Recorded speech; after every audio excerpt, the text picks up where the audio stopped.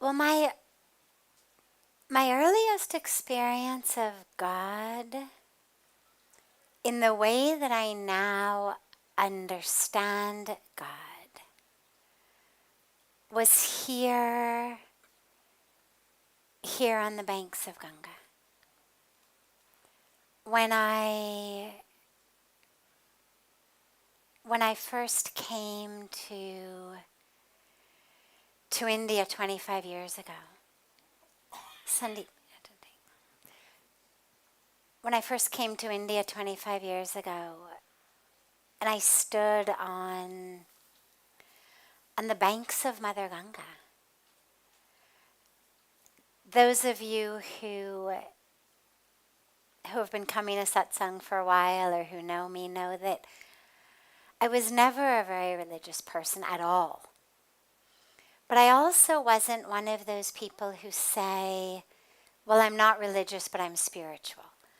So I really never had any experience of God in the way that I now understand God, until I arrived here and stood on the banks of Ganga and had this incredible experience. I was 25, a scientist, an academic who had arrived here with a backpack, didn't know I was looking for God, didn't come consciously seeking. And yet the experience was so powerful of suddenly being in the presence of the divine. But what was amazing was it was an experience that was not only outside of me. It wasn't like, oh wow, now I am in the presence of God who is over there. But it was in the presence of God that is, yes, over there, and yes, over here, and yes, over here, and yes, in here. It was an experience of God everywhere. The closest I had ever come to that before coming to India was when I was in the mountains in the woods. I never would have articulated it as an experience of God because I wasn't religious, but I felt an experience of my capital S self, that true self, that expansive, unbounded self. And I remember the first time of running through the mountains, and that experience as I ran through the mountains of like every bit of my identity. At that time I was a teenager, but every bit of my identity just fell along the sides of the trail that I was running along. Like there goes this piece, there goes this piece, there goes this, there goes that. And in just a few minutes, I had this experience of being just one with all. Just merging into existence. But again, I never would have called it an experience of God, because I wasn't religious, and because the religious training that I came from, I was raised in a Jewish family.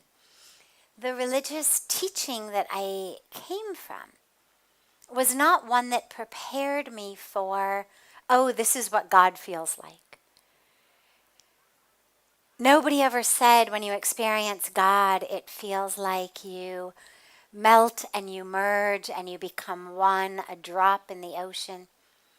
Nobody ever said it feels like unbounded, beginningless, endless, bottomless, topless love. So when I had the experience, it never occurred to me, oh, this is God. I just thought, I really love being in the mountains. And I really got to get back into the mountains. And I just ran to the mountains at every possible opportunity that I had.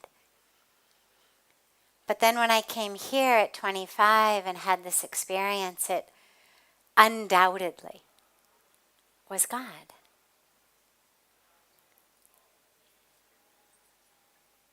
So it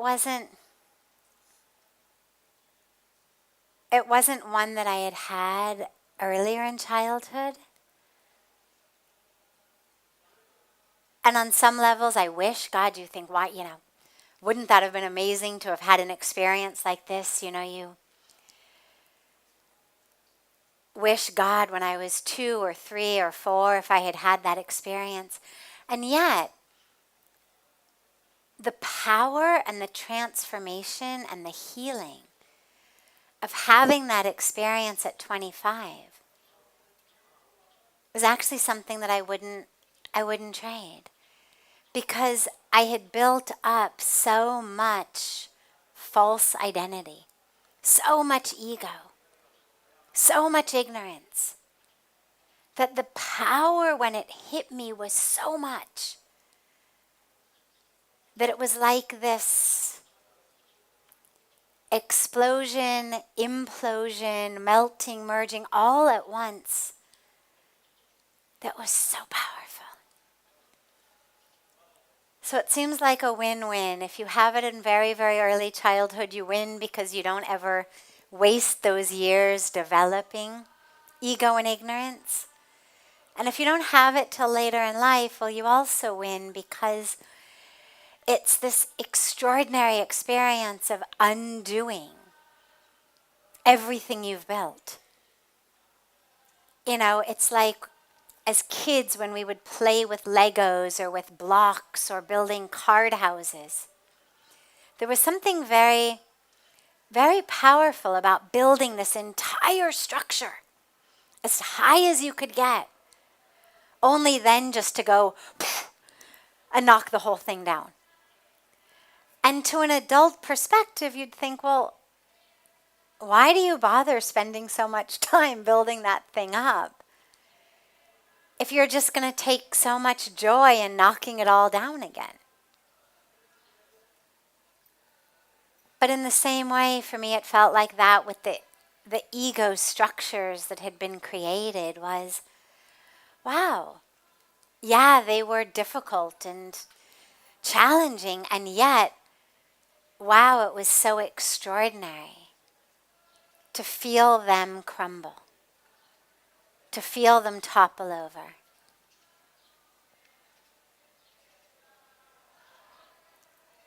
Are there any questions that anyone here has?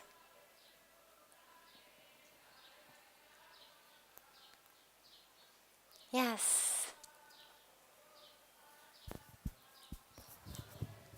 It's because I'm very interested in the kind of routine, like The the food morning kind of? routine, like the sadhana you're having. Sure. So can you share maybe the best tips for morning rituals, evening rituals, things like that? Absolutely. So routine is really important. Now, if God is everywhere, and God is on 24/7, and we are one with God 24/7, then of course the question becomes, well, why Brahma Muhurt? Why get up early? Why meditate? Why do anything at a certain time if God is always there and we're always one with God? It's not that we need a routine for God. It's that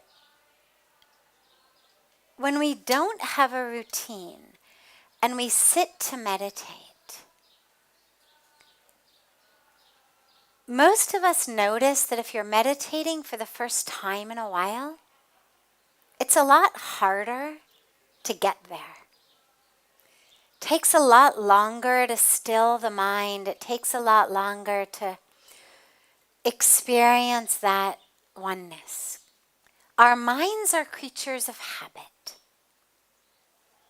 So if every morning you get up and you have a cup of tea or you have a cup of coffee at 6:30, 7, 8, 9, whatever time you have it.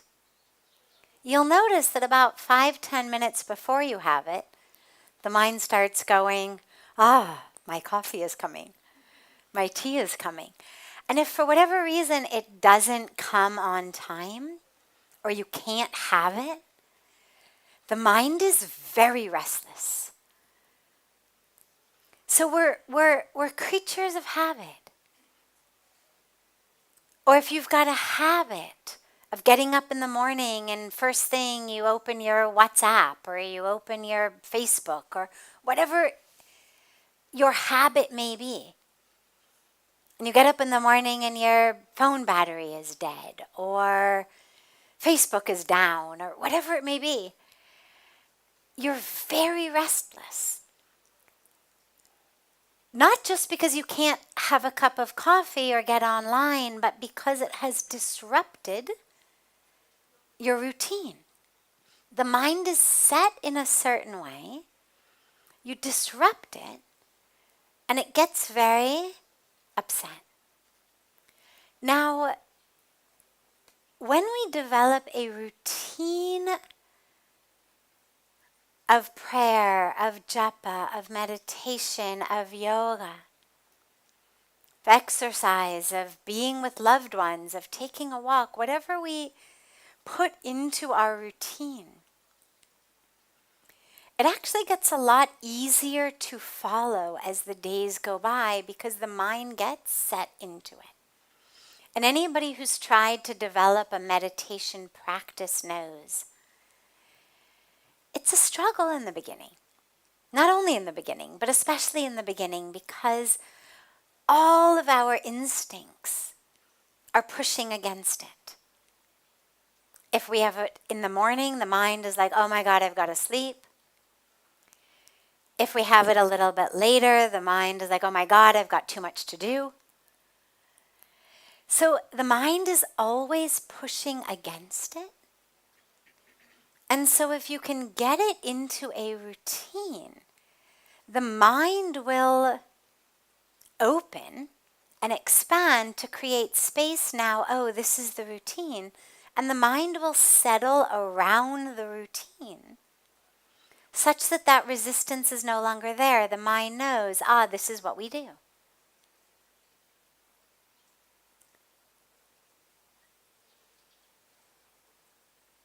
Every time we sit to meditate, there's an element of clearing away that which is not self, whether through a very specific practice of a neti-neti meditation technique, or whether through just a few moments of anchoring and grounding.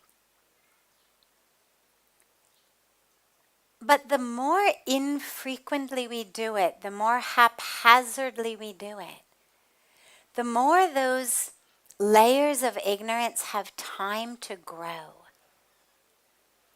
It's the same reason that we tend to, clean up once a day, you sweep the floor once a day, you clean your table once a day, at least. Because if you don't, then by the time you go in to clean it, there's a lot of dust. And if you can just keep it clean, a quick sweep of it makes it so much easier to live with. And our mind is the same. If you only clear through the muck haphazardly, you're going to find yourself living in a lot of muck. It's like anybody here have a swimming pool? Anybody? Swimming pool? Okay, a few people. If you have a swimming pool, what you know is that on the swimming pool, you get these layers of muck that have to be cleaned off. And if you wait too long to clean them off, the swimming pool becomes gross to swim in.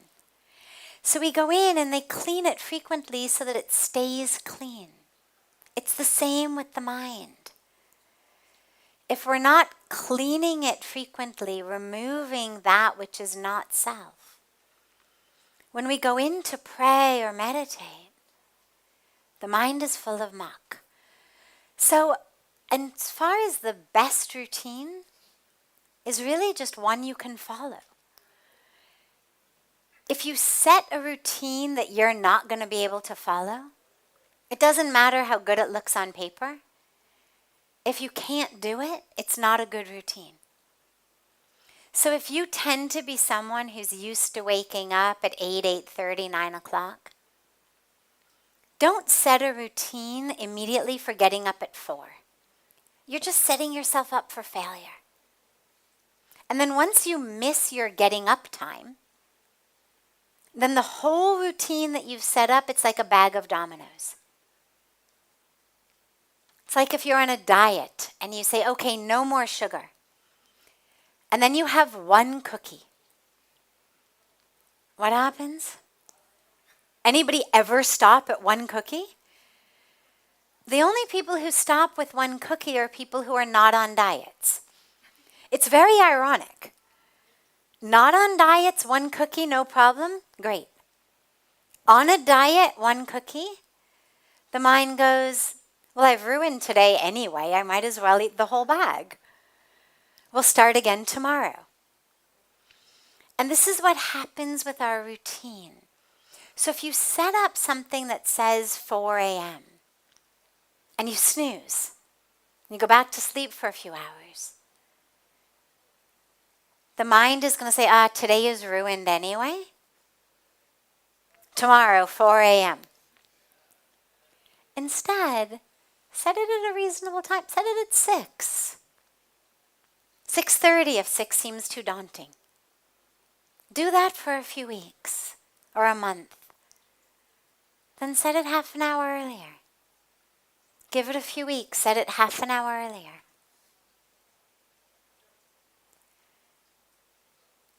You want to begin your morning, or I should say for me, I begin my morning with a gratitude practice. Before I even get out of bed. Literally, this is my lying in bed practice. Just 5 things. Sometimes the mind keeps going and it's more than 5, but at least 5 things that you are grateful for. 5 things. They may be new and creative each day. Maybe the same each day, it doesn't matter. As long as you feel them in your heart. Did your eyes open? Can you see out of them? Are your legs able to stand and carry you? Do you have water running out of a tap that you can turn on? Is there someone, somewhere in the world, maybe in your bed, maybe in your home, maybe thousands of miles away, who you love and who loves you and who sees you? Are you free to worship, to love, however you want? I mean, I'm just throwing out some very general ones. If you've got those, you are more blessed, luckier than 99% of people in the world. So gratitude. And then after gratitude, and after you finish your morning, shower, brushing, whatever, prayer and meditation. Do some pranayama, centers you. Do some japa, some chanting of a mantra. And then meditation. And I do it in that order because it helps the mind come in. The pranayama, then the japa. They lead so seamlessly into meditation that it's just like 1 minute you're doing your pranayama, the next minute you're chanting your mantra, and then you're just automatically meditating. And then at some point in the day, maybe first thing in the morning, maybe later in the day, work in some kind of practice for your body. Yoga, walking, some other exercise. Keeping the body healthy and strong. At night before you sleep, again, gratitude practice. Some meditation, and then gratitude, or gratitude then meditation, either way. But just ending the day again with how blessed you are. And you'll find that it transforms you. It's transformed me. And obviously in the routine, you want there to be flexibility.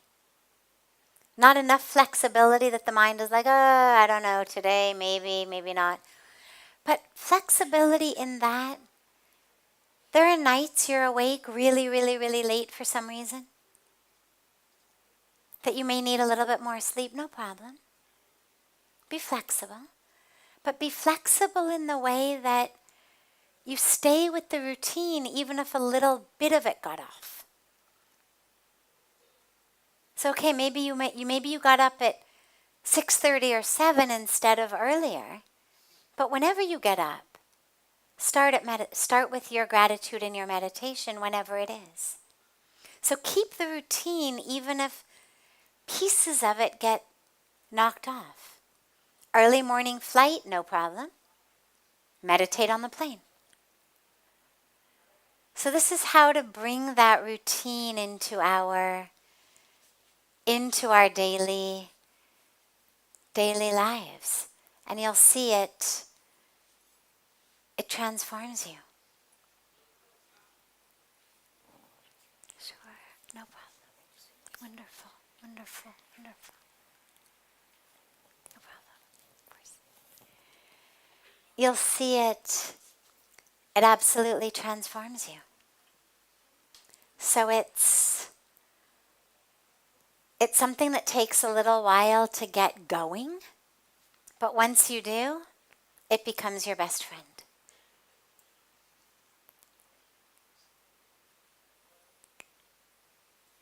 Beautiful. Are there any other questions? Yes.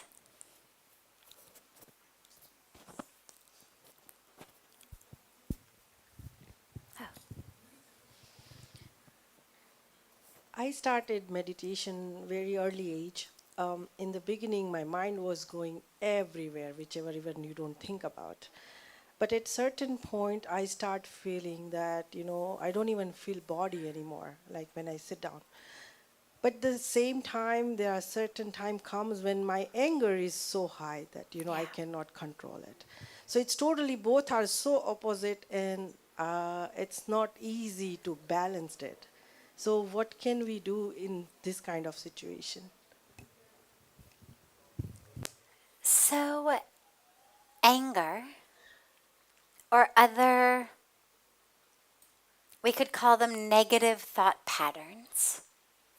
They're habits, they're patterns.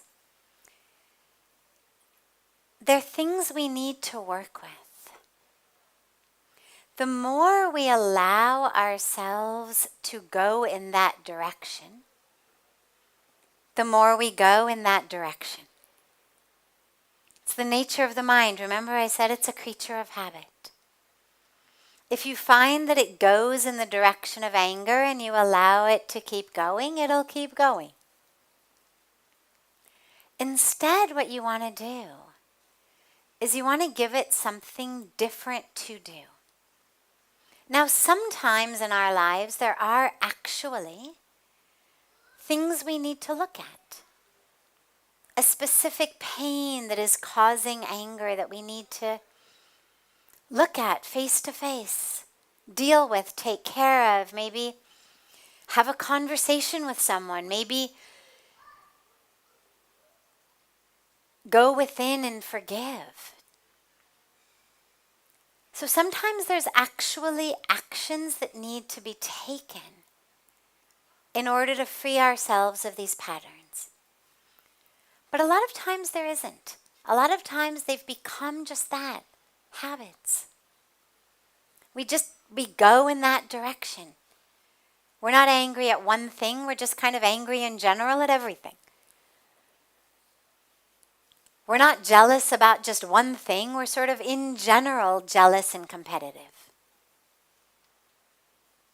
We're not negative about one thing, we're just in general habitually negative.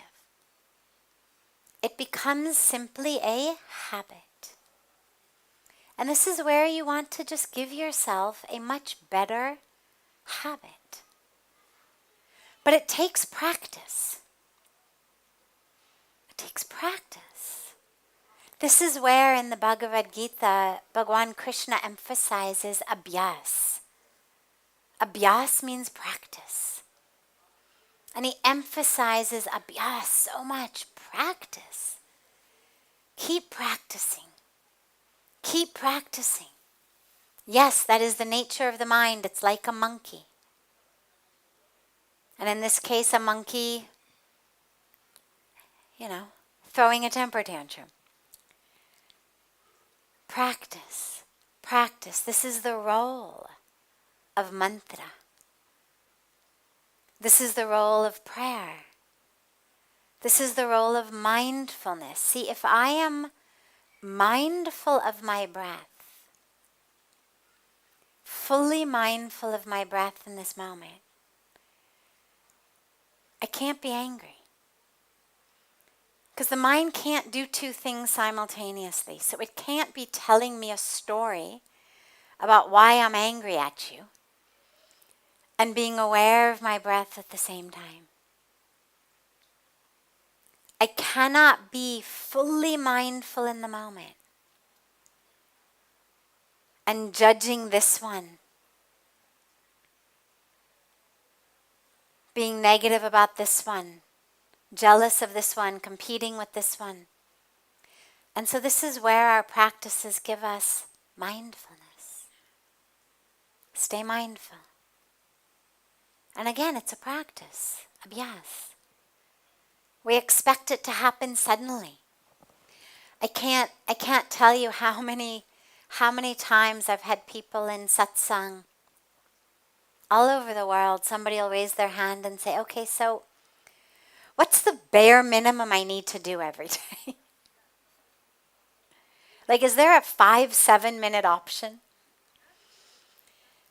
And I laugh because we're looking for an immediate magic wand. Everything else in life we understand, we need to practice, we need to give it time. But our spiritual practices, it's like, what do you mean I can't do it in 5 minutes? Abhyas, practice. So every time you find the mind going in anger, just bring it back. Just bring it back. Problem is we love it. Problem is the ego loves it. Because see, the more I'm negative about other people in my mind, the better I feel about myself. It's a very, very cheap and very shallow self-esteem booster. And it doesn't work for very long. But it's this very quick, cheap boost of my self-esteem if I can just think of something negative about someone else. For a brief moment, I feel better because I'm better than they are. But it's cheap, and it's shallow, and it doesn't actually work. And all it does is separate us from our true self. So as the mind goes in anger, just be like, enough of your cheap tricks. I know I'm full and whole and divine. I don't need to hold grudges about other people. I don't need to lose myself. Just bring the mind back. Back to your breath, back to a mantra, back to the present moment. And slowly, slowly, as a creature of habit, it'll stop going in that direction. It's just practice.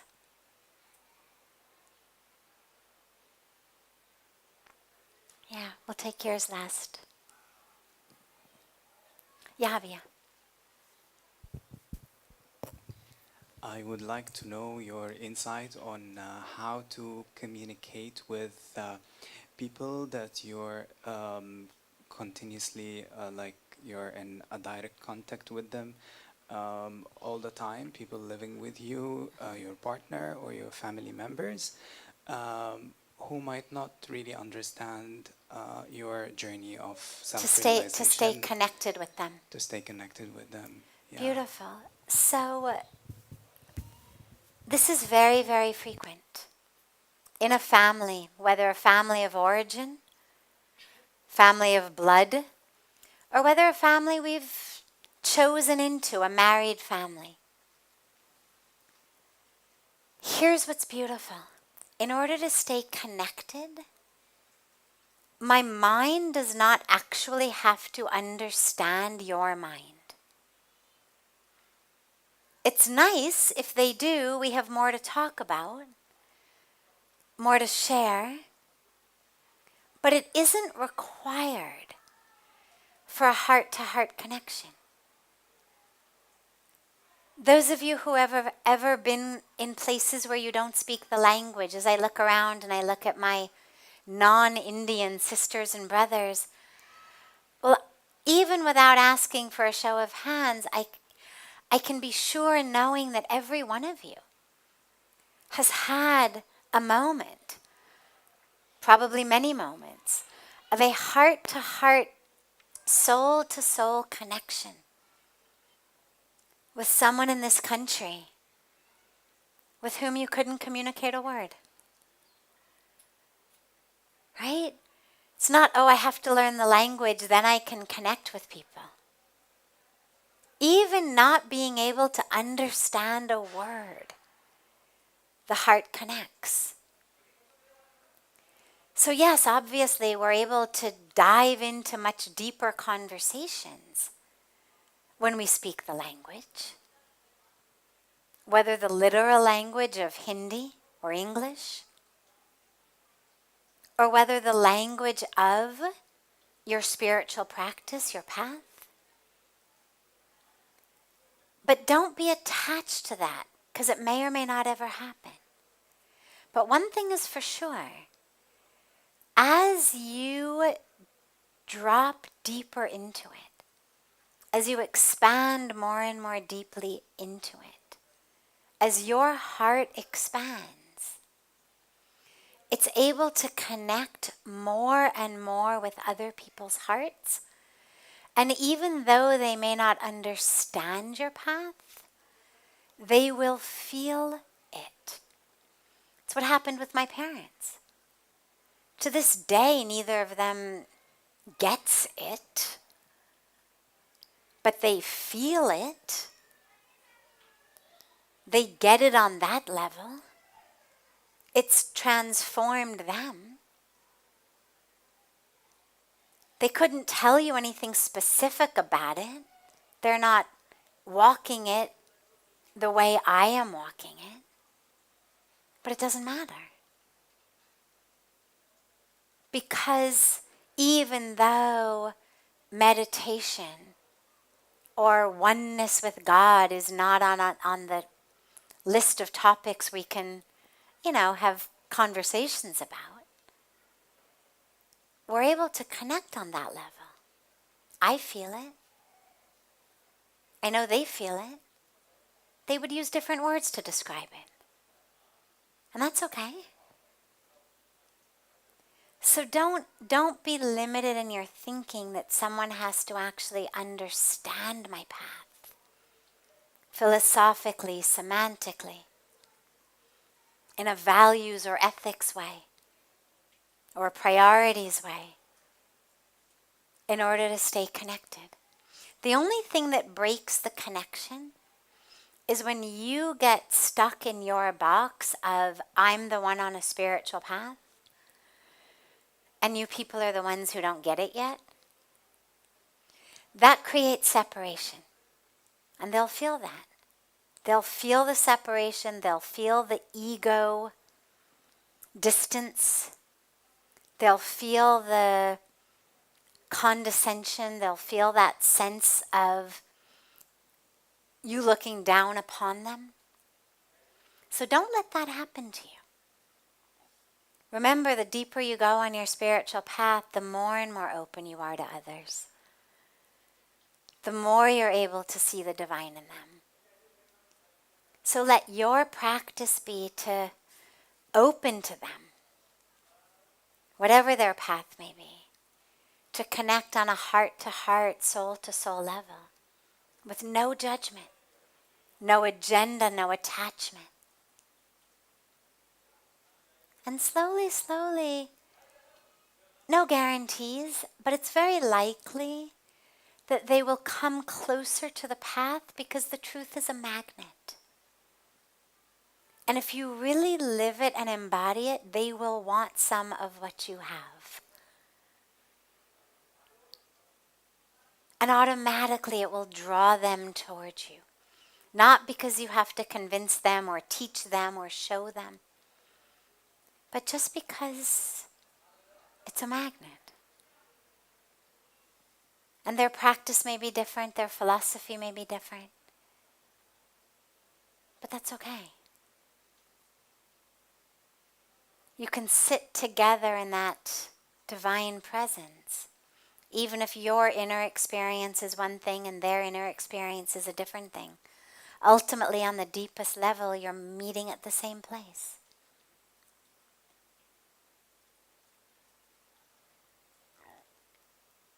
So yeah, just feel and find the connection more here than up here. Imagine you were trying to connect and love with people where you didn't even speak the same language, right? What do you have to do with the eyes? I mean, COVID gave us such a beautiful opportunity to learn how to smile with our eyes. I mean, it was beautiful. No longer could you smile, no longer could you see facial expressions. And we had to learn how to love people through our eyes. And it's such an extraordinary skill and practice. So imagine that you're connecting with people, you've got masks on, they don't speak the same language. Can you just connect energetically? Can you connect in the eyes, from the heart, accepting them fully, wherever they are?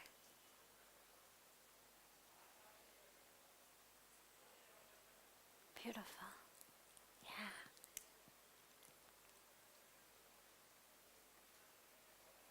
Have a beautiful, beautiful rest of your evening, and a beautiful morning and day to our family joining from all over the world. And I look forward to seeing you all tomorrow. So much love.